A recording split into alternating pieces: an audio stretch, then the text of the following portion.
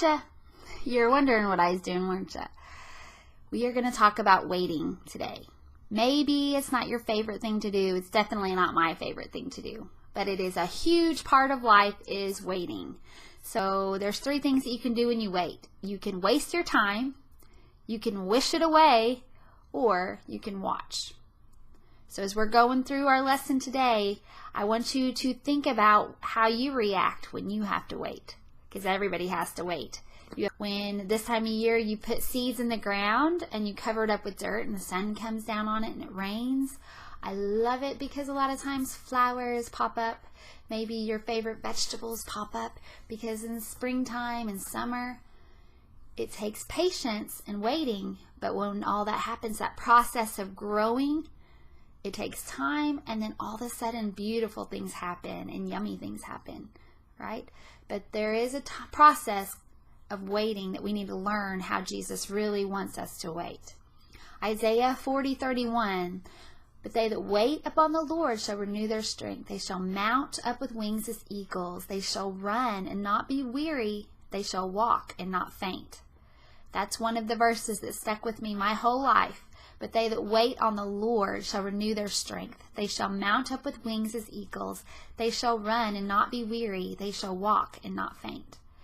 When I think of waiting, I think of one man in the Bible, particularly, many, but one of them.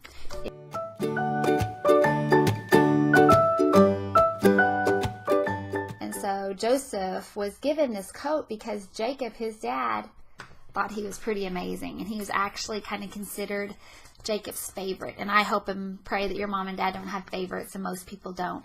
But he was his favorite of 12 sons. Do you see all the 12 sons?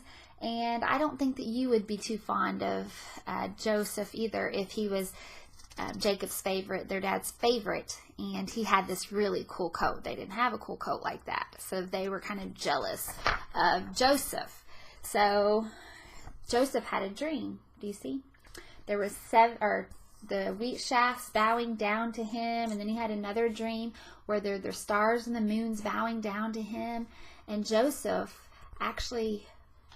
that dream was because all the brothers and the family was going to bow down to him. So that made the brothers even madder. They did not like Joseph. All of these stories and names, if you have your mom and dad read to you from Genesis 35 starting, and it goes all the way from Genesis chapter 35 through chapter 50. So there's 15 chapters about Joseph. So we're going to kind of skim real quick through these. But the brothers did not like him. Actually, it uses the word hate. They hated him. They were very jealous of him.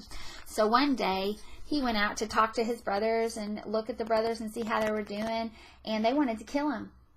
So Reuben was one of the only ones. And Reuben got an idea just to throw him down in a big hole.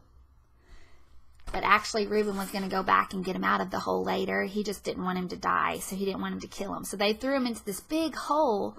And they were going to leave him to die, they thought. But Reuben was going to come back and get him. But then Judah saw far away, he saw a caravan coming through. And he got the idea, let's not kill him, let's sell him. We can sell him as a slave to those people. So they pulled him out of the cistern. They pulled him out of the big hole. And they sold him for 20 pieces of silver to this caravan, these people going to Egypt. And so they didn't kill him, but he went to Egypt. And in that time, he was 17 years old, the time that he was sold as a slave to Egypt, in Egypt, until the time that he became the ruler that God had showed him in those dreams. It took 13 years. And in those 13 years, he could have wasted his life, he could have wished all of it away, or he could watch. And as those 13 years passed, he was in prison for at least 2 years that we know of. It could have been longer than that. And so he was taken away, and then he was put into prison. And while he was in prison, he wasn't mean and ugly to anybody. Actually, he was watching, and he was praying, and he was happy because he knew God.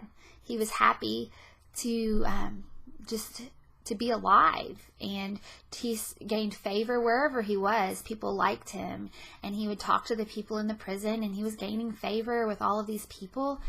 And there was a butler and a baker in there that got in prison with him, and they had these dreams. They fell asleep and had these dreams, and Joseph knew God, and he was able to tell them what the dreams meant.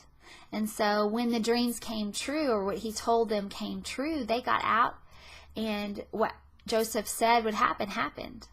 And so 2 years passed, though, that one of the men who told the dream told Pharaoh what happened. And God finally got him out of prison after 13 years of waiting. And God put him in a position where his brothers and his dad came to Egypt because they were starving to death because there was a famine. They called it a famine, 7 years where they didn't have any food to eat. So they came to Egypt because that was the only place, because Joseph knew God, and God told him to store up for 7 years that they had all kinds of food. They put it in these big cistern, or these big like empty tubes, and they filled it up with all this grain so people from all over the area would come in and get food because they didn't want to starve to death. And whenever they came in, the brothers didn't recognize Joseph, but Joseph recognized the brothers. And he could have been so mean and so ugly to his brothers, but he wasn't. God gave him favor throughout his whole life, and he was not wasting his life. He wasn't wishing it away. He was watching, and he was praying, and he asked God to help him, and God gave him favor. And the brothers eventually found out who the brother was, who Joseph was, and they felt horrible. And then their dad got to move to Egypt to be where the food was, and he moved all of his family because God gave him favor, because he didn't waste his life. So in times of waiting, sometimes you can get grumpy and you can get mean and you can wish it all away. Don't do that, because in the times of waiting, a lot of times that's when we get to see God move and work. And so when we're watching and we're paying attention to the people around us, everybody has to wait. God can show us really amazing things, and we don't have to get so weary and tired. That verse, but they that wait upon the Lord shall renew their strength. They shall mount up with wings as eagles. They shall run and not be weary, and they shall walk and not faint. That's impossible without God helping you.